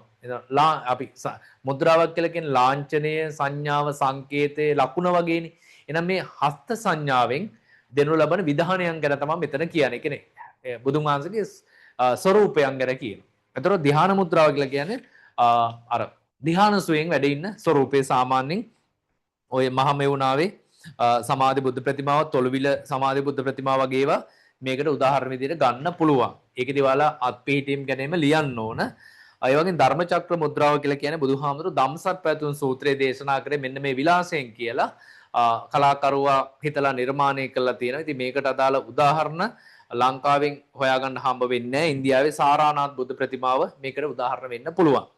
විතර්ක මුද්‍රාව කියලා කියන්නේ විතර්ක කියලා කියන්නේ තාර්කික බව කියන එකනේ මෙතන කියන්නේ. කියන්නේ තර්කයක් නැහැ වගේ නැත්තම් තාර්ක කරන ස්වરૂපය තමයි මේ විතර්ක මුද්‍රාවෙන් නිරූපණය වෙනවා කියලා කියන්නේ. බදුළු දිස්ත්‍රික්කයෙන් සොයාගෙන දැනට කොළඹ කෞතුකාගාරයේ තියෙන බුද්ධ ප්‍රතිමාව මේකට අදාළ නිදසුනක් විදිහට අපිට දක්වන්න පුළුවන්. අබේ මුද්‍රාව තමයි ඊළඟ එක. ලංකාවේ හිටි පිළිමවල බහුලව භාවිත වෙච්ච මුද්‍රාව තමයි අබේ මුද්‍රාව. නිර්භයත්වයේ ප්‍රකාශ කරන්නේ අබේ මුද්‍රාවෙන්. එතකොට මේකට අදාළ උදාහරණ ගඩලාදෙණිය විහාරයේ බුද්ධ ප්‍රතිමාව, සාරානාත් බුද්ධ ප්‍රතිමාව වගේ දේවල් ගන්න පුළුවන්. ඊළඟට භූමි ස්පර්ශ මුද්‍රාව කියලා කියන්නේ මේ බුද්ධත්වයේ භූමිය සාක්ෂි කියලා මාර්යාට පෙන්වන ස්වරූපෙන් නිර්මාණය කරපු බුද්ධ ප්‍රතිමාව තමයි භූමි ස්පර්ශ මුද්‍රාව කියලා කියන්නේ. අපි ඒකට අදාළ මේ උදාහරණ විදිහට අපිට ගන්න පුළුවන් භූමි ස්පර්ශ මුද්‍රාවට ඉන්දියාවේ ඇති බෝරෝබුදුර බුද්ධ ප්‍රතිමාවක් මේකට ගන්න පුළුවන්. අර ඉස්සෙල්ලා මේ අබේ මුද්‍රාවට අදාළ වෙන්නේ ඇත්තටම අවගණ බුද්ධ ප්‍රතිමාව, රැස්වෙහෙර බුද්ධ ප්‍රතිමාව වගේ දේවල්. ඊළඟට හම්බෙන මුද්‍රාව තමයි වරද මුද්‍රාව, වරදානය කියන එක තමයි මේකෙන් අදහස් කරන්නේ. මේකට අදාළ උදාහරණ අර මං කීප එක වෙනස් වෙනවා. මේකට අදාළ උදාහරණ තමයි ගල්ලාදෙන විහාරයේ තියෙන ලෝකඩ බුද්ධ ප්‍රතිමාව සහ සාරානාත් බුද්ධ ප්‍රතිමාව. ওই වගේ ආවොත් ඔයාලා ලියන්න තියෙන්නේ. හරි, ඊළඟට මේ ඉන්දියාවේ බුද්ධ ප්‍රතිමාවන් සම්බන්ධයෙන් විශේෂ සම්ප්‍රදායන් දෙකක් අපි හඳුර ගන්නවා. ගන්ධාර කලා සම්ප්‍රදාය, ඊළඟට මතුරා කලා සම්ප්‍රදාය. ගන්ධාර කලා ශිල්පීන් විසින් නිර්මාණය කරපු බුද්ධ ප්‍රතිමාවන් වල තියෙන විශේෂතා, ඒ වගේම මතුරා කලා ශිල්පීන් විසින් නිර්මාණය කරපු බුද්ධ ප්‍රතිමාවල තියෙන විශේෂතා ගැන තමයි මේකෙදි කියන්නේ. ওই ගන්ධාර කලා ශිල්පීන් තමයි බුද්ධ ප්‍රතිමාව මුලින්ම නිර්මාණය කිරීමේ භාග්‍ය ලැබුවා කියන ඔය මේ කුෂාණ රාජවංශික කනිෂ්ක රජතුමාගේ කාලේ හොයාගෙන තියෙනවා පේශාවර් ප්‍රදේශයේ හොයාගත්තර කාසිවල එක පැත්තක බුද්ධ ප්‍රතිමාවක් අනිත් පැත්තේ කනිෂ්ක රජතුමාගේ බුද්ධ මේ රූපයක්. එතකොට ඔය ප්‍රතිමාවන් එනත ඔය කාසිවල බුද්ධ ප්‍රතිමාවන් නිර්මාණය කරා කියලා කියන්නේ ගන්ධාර කලා ශිල්පී. හැබැයි මතක තියාගන්න ගන්ධාර කලා ශිල්පීන් ගත්තම එයාලා වැළඳගත්තේ මහායාන බුදුදහම. මතුරා කලා ශිල්පීන් කියන්නේ දේශීය කලාකරුවෝ එයාලා වැළඳගත්තේ තේරවාදී බුදුදහම. එතකොට අර ඔය ගන්ධාර කලා ශිල්පීන්ගේ ජාත භූමිය උනේ ග්‍රීකය, ග්‍රීසිය, රෝමය වගේ රටවල්. ඒ අය ඔය දේව ප්‍රතිමා විශේෂයෙන්ම ඔය වීනස් දෙවගණ, ඒ වගේ අපොලෝ දෙවියෝ වගේ දෙවියන්ගේ රූප නිර්මාණය කරපු මූර්ති නිර්මාණය කරපු කලා ශිල්පීන්. ඉතින් එයාලට මේ ඔය දේව ප්‍රතිමා සම්බන්ධයෙන් අදහසක් සහ රුචිකත්වයක් තිබ්බ නිර්මාණය කරන්න එයාලා ඉන්දියාවට ඇවිල්ලා ඉන්දියාවේ පදිංචි වුණාට පස්සේ එයාලා වැළඳගන්නේ මහායාන බුද්ධාමයේ. මහායාන බුද්ධාමයේ ඇතුලේ බුද්ධ කියන චරිතයේ තැනක් නැහැ. මොකද බෝධිසත්ව කියන එක තමයි තැන තියෙන්නේ. ඉතින් ඒ නිසා බුදුහාඳුරන්ගේ රූපය මානව රූපයෙන් මවන්න එයාලා නිර්මාණය කරන්න බැලුවා. හැබැයි මුල් කාලේ බුදුහාඳුර වෙනුවට භාවිත වුණේ සංකේතනේ. ඔය නෙළුම, බෝධිය, ස්තූපය, ධර්මචක්‍රය, පද්මය, වජ්‍රාසනය, වජ්‍රය, සිරිපතුල වගේ දේවල් භාවිත වුණේ. ඉතින් ඒ නිසා ඒක ගැටලුවක් වුණේ නැහැ. හැබැයි මේ ගන්ධාර කලා ශිල්පීන් අර යාලා දේව ප්‍රතිමාවල ආభాෂයත් අරගෙන බුද්ධ ප්‍රතිමාවන් නිර්මාණය කරා. හැබැයි මේ බුද්ධ ප්‍රතිමාවන් නිර්මාණය කරාට මේ බුදුහාමරන්ගේ තියෙන විශේෂතා ඒ බුද්ධ ප්‍රතිමාවන් මගින් දැක් ගන්න හැකි වුණේ නැහැ. ඒ නිසා බුදුහාමරන්ට නිගාවක් වුණා කියලා හිතපො දේශීය කලාකරුවෝ මතුරා කලා ශිල්පීන් ඒකට උත්තර විදිහට නියම බුද්ධ ප්‍රතිමාවන් නිර්මාණය කරා කියලා කියනවා. එතකොට ගන්ධාර කලා ශිල්පීන්ගේ නිර්මාණයන් වල අඩුපාඩු මගහරවමින් නියම බුද්ධ රූපවල ප්‍රතිනිර්මාණය මතුරා කලා ශිල්පීන් නිර්මාණය කරා කියනවා. එතකොට මේ කලා සම්ප්‍රදායන් දෙකක කලා සම්ප්‍රදායන් මාධ්‍ය භාවිතයේ තියෙන විශේෂතා වෙනස්කම් අපිට ගණනාවක් දකින්න පුළුවන්. අපි බලමු මේ වගේ කිහිපයක්. ගන්ධාර කලා සම්ප්‍රදායේ තියෙන බුද්ධ ප්‍රතිමාවල මහා කාරුණික ලීලාව තියෙනවා. ඒ වගේම මතුරා කලා සම්ප්‍රදායේ ශාක්‍ය සිංහ ලීලාව තියෙනවා. ඒ වගේම ගන්ධාර කලා සම්ප්‍රදායේ බුද්ධ ප්‍රතිමාවල ඇස් අඩවන්, මතුරා කලා සම්ප්‍රදායේ බුද්ධ ප්‍රතිමාවල විවෘත දෙනෙත් තියෙන්නේ.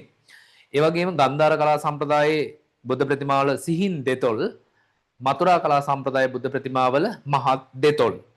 ඒ වගේම ගන්ධාර කලා සම්ප්‍රදායේ බුද්ධ ප්‍රතිමාවල පරිමානුකූල කම්මුල්, මතුරා කලා සම්ප්‍රදායේ පිම්බුණු කම්මුල්. ඒ වගේම ගන්ධාර කලා සම්ප්‍රදායේ ස්වභාවික පිහිටි හිසකෙස්, මතුරා කලා සම්ප්‍රදායේ ශෛලීගත හිසකෙස් නැත්නම් අග්බඹරුවන් හිසකෙස්. ඊළඟට ගන්ධාර කලා සම්ප්‍රදායේ දෙවුර වැසන්තේ පෙර වූ ඝන රැලි සහිත සිවුර, මතුරා කලා සම්ප්‍රදායේ වම් හුරහිස වැසනසේ පෙර වූ දුහුල් සිවුර. ඊට පස්සේ ගන්ධාර කලා සම්ප්‍රදායේ ග්‍රීක ටෝපාවකට සමාන සිවුර, මතුරා කලා සම්ප්‍රදායේ දුහුල් සිවුර.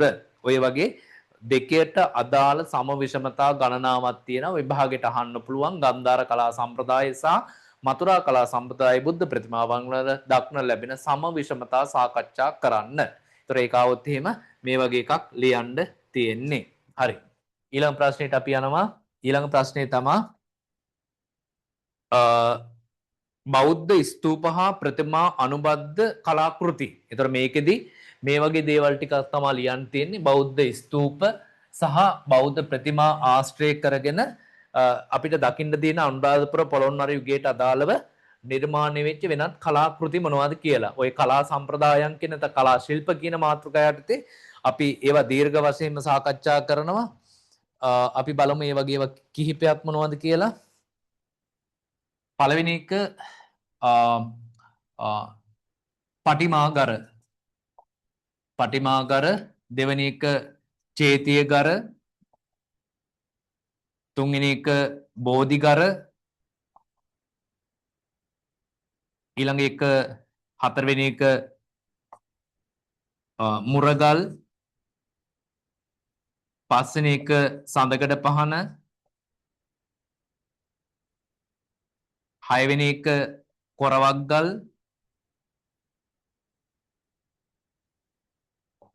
හත්වෙනි එක වාහල්කඩ,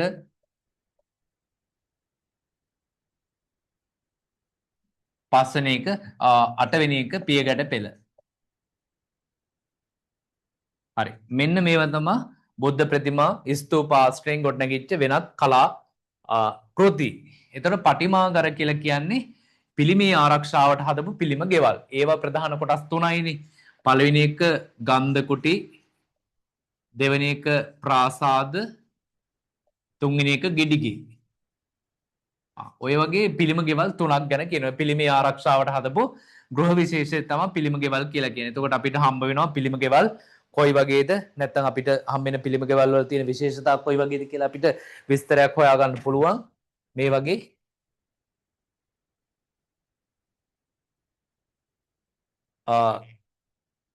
පිළිම ගෙවල් ගත්තම අපිට හම්බ වෙනවා දැන් ගන්ධකුඩි සම්ප්‍රදායේ පිළිම ගෙයකට අපිට හොඳම උදාහරණ විදිහට ගන්න පුළුවන් කිරිබත් තෙහෙර පිළිම ගෙය. ඒ වගේ ප්‍රාසාද සම්ප්‍රදායේ පිළිම ගෙයකට රත්න ප්‍රාසාදය ගන්න පුළුවන්. ගෙඩිගේ සම්ප්‍රදායේ පිළිම ගෙයකට නාලන්දා ගෙඩිගේ කියන එක අපිට ගන්න පුළුවන්. හරි. චේතියගර කියලා කියන්නේ චෛත්‍ය ආරක්ෂාවට චෛත්‍ය වටේට ගල් කණු පිහිටවලා ඒ ගල් කණු මත අර්ධ කවාකාරව හදපු පියස්සා සහිත වහලට තමයි චේතියගර කියලා කියන්නේ. චෛත්‍ය ගෘහය කියලා අපි ඒකට කියනවා.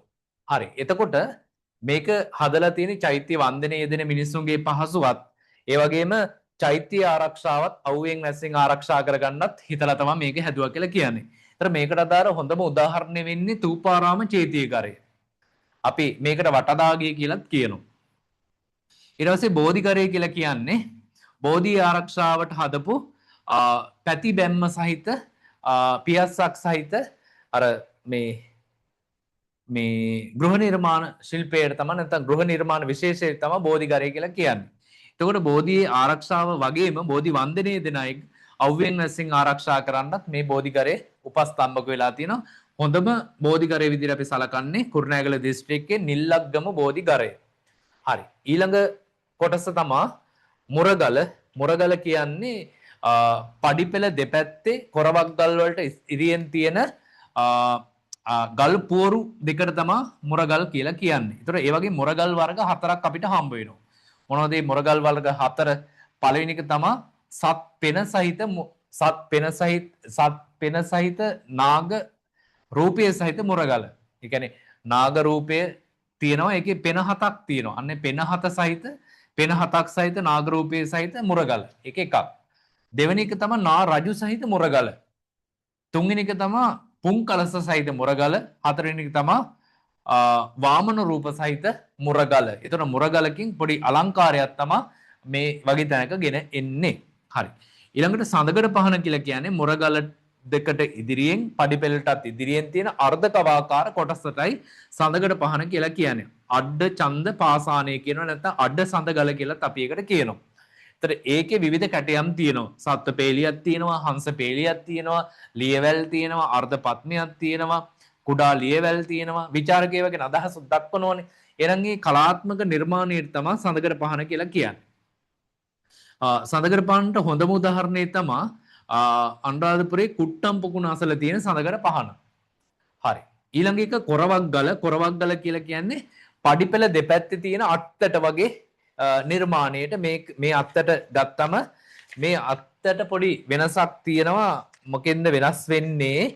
මේ අත්තට වෙන්නේ සමහරක් මේ අත්තටවල තියෙනවා මේ ඇතාගේ කටින් නිකුත් වෙන ලියවැලක් තියෙනවා කෙලවර දඟර ගහිලා තියෙනවා. නැත්තම් මකරෙක්ගේ කටින් නිකුත් වෙන ලියවැලක් තියෙනවා කෙලවර දඟර ගහිලා තියෙනවා. ඒතර මේක ඒ පූජනීය ස්ථානයේ පොඩි අලංකාරයක් ගෙන දෙන එකක් වගේම අර ඒ වන්දනයේ දෙන ඒක නැත්තම් ඒ පූජනීය ස්ථානයකට යන සදහැවතුන් ආරක්ෂා කරන අත්තටක් විදිහට මේක අපිට දකින්න පුළුවන්. ඒතර කොරවක් දලට අදාළ හොඳම උදාහරණය අපිට හම්බෙන්නේ යාපව්ව දලදා මාළිගේ කොරවක් දල. ඒ වගේම දබදෙනී දලදා මාළිගේ කොරවක් දලත් මේකට දාලව ගන්න පුළුවන්. හරි. හත්වෙනි එක වාහල්කඩ. වාහල්කඩ කියලා කියන්නේ චෛත්‍යයට අනුබද්ධව නිර්මාණය කරපු සිව් දිසාවට මුහුණලා හදපු ගෘහ විශේෂයට. ඒතර ඒක තොරණක් වගේ එකක්. ඒක චෛත්‍යයටම අල්ලලා සිව් දිසාවටම මුහුණලා හදලා තියෙනවා. අපි මේකට ආයක කියලාත් කියනවා. ආදිමුඛ කියලාත් මේවට කියනවා. එතකොට මේ වාහල්කඩ චෛත්‍යයට මුල් කාලේ අලංකාරයක් ගෙන දුන්නා පැරණි කුඩා චෛත්‍ය වලට. දැන් ඒවා වර්තමානයේ දකින්න හම්බ වෙන්නේ නැහැ. හැබැයි මේකට අදාළ හොඳම උදාහරණයේ විදිහට අපිට දක්වන්න පුළුවන් වාහල්කඩට අදාළ හොඳම උදාහරණයේ විදිහට අපි දක්වන්නේ අනුරාධපුරයේ කණ්ඩක චෛත්‍යයේ වාහල්කඩ උතුර සහ දකුණු පැත්තේ පිහිටිච්ච වාහල්කඩ දෙක අපිට ගන්න පුළුවන්. එහෙනම් පියගැට පෙළ කියලා කියන්නේ සාමාන්‍යයෙන් පඩි පෙළටනේ. එතකොට ඒකත් කලාත්මකව පඩි ටික මේ දාලා තියෙනවා විහාරස්ථානයකට චෛත්‍යයකට නගින තැන්වල. ඉතින් මේ ටික තමයි මේ කියන්නේ බුද්ධ ප්‍රතිමා බෞද්ධ ස්තූප ආශ්‍රයෙන් ගොඩනැගිච්ච විවිධ කලා සම්ප්‍රදායන් කියලා આવොත් අපිට ලියන්න තියෙන්නේ. හරි. එහෙනම් අපි මේ පාඩමට අදාළ 13 වෙනි පන්තියට අදාළ අවසාන කැලලට අපි යනවා සඳගඩ පහන. සඳගඩ පහන ගැන අපිට ලියන්න තියෙන්නේ නැත්නම් සඳගඩ පහනේ ආකෘතිය දක්වා ඒවයින් නිරූපිත සංකේතාර්ථ පිළිබඳ අදහසක් දක්වන්න කියලා කියනවා. මේ සඳගඩ පහනක් කියන එක මම ඉස්සලත් කිව්වා මේ ආගමික පූජනීය තැනකට ප්‍රවේශ වෙන දොරටු ඉදිරිපිට හදලා තියෙන අර්ධ කවාකාර පූජනීය ඒ කියන්නේ අර්ධ කවාකාර අලංකාර අර කැටයම් සහිත ගල් පුවරුවට තමයි අපි සඳගඩ පහන කියලා කියන්නේ. ඒතකොට සඳගඩ පහන ගත්තම සඳගඩ පහනේ අපිට විවිධ කොටස් ටිකක් ගන්න පුළුවන්. නැත්නම් සඳගඩ පහන අපි ගත්තම ප්‍රධාන වශයෙන් කොටස් තුනකට බෙදෙනවා. එකක් තමයි අනුරාධපුර යුගයට අයත් සඳගඩ පහන, දෙවෙනි එක පොළොන්නරු යුගයට අයත් සඳගඩ පහන, තුන්වෙනි එක මහනුවර යුගයට අයත් සඳගඩ පහන. අනුරාධපුරගේ සඳගඩ පහනේ තියෙන අංග තමයි අපි ඇතුළේ ඉඳන් එළියට එමු. ඇතුළේ ඉඳන් කියලා කියන්නේ චෛත්‍ය ඇතුළේ ඉඳන් එළියට ඒ කියන්නේ සඳගඩ පහන ඇතුළේ ඉඳන් එළියට එද්දී අපිට හම්බෙන්නේ අර්ධ පත්මය. අර්ධ පත්මයට පස්සේ අපිට හම්බෙනවා හංස පේලිය. හංස පේලියට පස්සේ කුඩා ලියවැල, ඊට පස්සේ ලොකු ලියවැල, ඊළඟට තිරිසන් සතුන් 4 දෙනා, ඒ කියන්නේ ගවයා, අශ්වයා, සිංහයා, ඇතා. ඒ 4 දෙනා අවසාන පැත්තේ තියෙනවා ගිනි දැල්. ඉතින් ඔය අංග ටික තමයි සඳගඩ පහනේ තියෙන්නේ. ඒතර සඳගඩ පහනේ ඔය අනුරාධපුරයේ සඳගඩ පහන ওই විදිහට තියෙද්දි ඊළඟ පොළොන්නරු යුගයට යනවා. පොළොන්නරු යුගයට යද්දි සඳගඩ පහනෙන් අර හින්දුන්ගේ බලපෑම නිසා ගවයා කියන කෙනා දේවත්වයේ සංකේතයක් වෙනවනේ. ඒ නිසා ගවයා ඒ සඳගඩ පහනින් ඉවත් වෙලා ඉතුරු සත්වය සහ ඉතුරු කොටස් ටික තියෙනවා. මහනුවර යුගයට එද්දි මහනුවරගේ සඳගඩ පහනේ විශේෂතා දෙකක් වෙනවා. එකක් තමයි අර්ධ කවාකාර සඳගඩ පහන ත්‍රිකෝණාකාර සඳගඩ පහනක් බවට පත් වෙනවා. ඒ වගේම අර්ධ පද්මේ පූර්ණ පද්මයක් බවට පත් වෙලා මැදින් ඉස්සිලා තියෙනවා.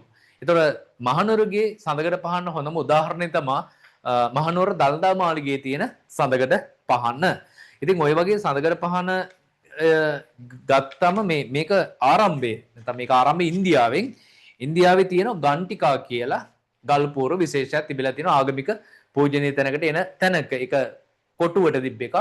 අන්න ඒක ආදර්ශය කරගෙන ඒක පූර්ව ආදර්ශ කරගෙන තමයි ලංකාවේ කලාකරුවෝ ඒක නිර්මාණාත්මක හැදුවා කියලා කියන්නේ. ඒතකොට මේ සඳගඩ පහනේ කෑල්ලක් ඕක වෙද්දි ඒ කියන්නේ ඔය සඳේ කෑල්ලක්නේ. ඒතර සඳේ ඉතුරු කෑල්ල විදිහට සලකන්නේ අර චෛත්‍යයක ධාතු ගර්භයේ කොටස. ඒකයි මේකයි දෙක එකතු වුණාම පූර්ණ චන්ද්‍රයා බවට පත් වෙනවා කියලා තමයි තරන්නන්ගේ විශ්වාසය වෙන්නේ.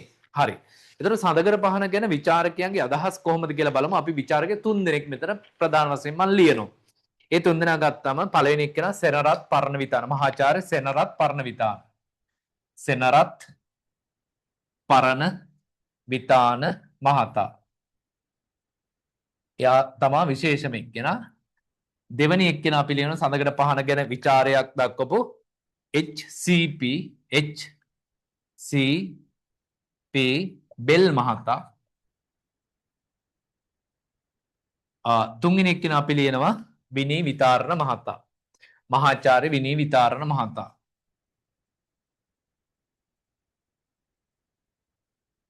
හරි. මේ තුන් දෙනා තමයි සඳකඩ පහන ගැන විශේෂයෙන්ම කතා කරලා තියෙන්නේ. මම මෙහෙම ලියන්න සෙන්නාත් පරමිතාන මහත්මයා සඳකඩ පහන ගැන කියන්නේ සඳකඩ පහනින් සමස්තයක් විදිහට ගත්තම භව චක්‍රය. භව චක්‍රය එහෙම නැත්නම් සංසාර චක්‍රය නිරූපණය කරනවා කියලා තමයි එතුමා කියන්නේ. එතකොට බෙල් මහත්මයා කියන්නේ සඳකඩ පහනේ සතර දිසා සිව් දිසාවන් නිරූපණය වෙනවා කියලා තමයි එතුමා අදහස් කරන්නේ. හරි. ඊට පස්සේ මේ මහාචාර්ය විනී විතාරණ මහත්මයා කියන්නේ සඳකඩ පහනෙන් හිරු සඳු සංකේතවත් වෙනවා කියලා. හරි. එතකොට ওই ටික තමයි අපිට මෙන්න මේ සඳකඩ පහන ගැන විචාරකයන්ගේ අදහස වෙන්නේ. එයාලා අර සඳකඩ පහනේ සමහරක් දැන් මෙහෙම ගත්තම සෙන්නාත් පරණවිතාන මහත්මයා කියනවා අර්ධ පත්මයෙන් සඳහන් කරන්නේ නිවන.